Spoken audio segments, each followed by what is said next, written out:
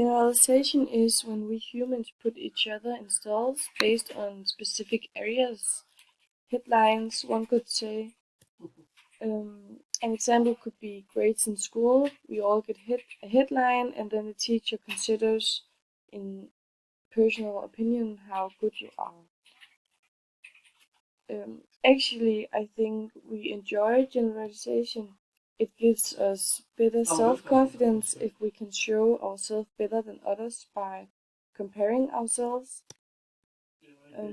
If we have a generalized group or under a specific headline, we can form the average of each person who fits under the headline.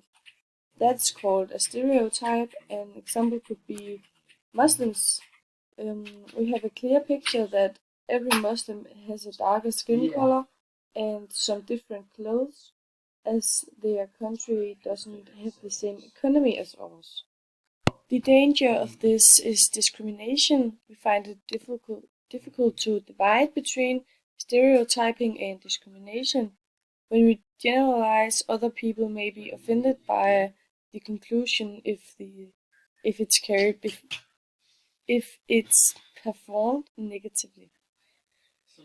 In relation to culture, it may be necessary in the society.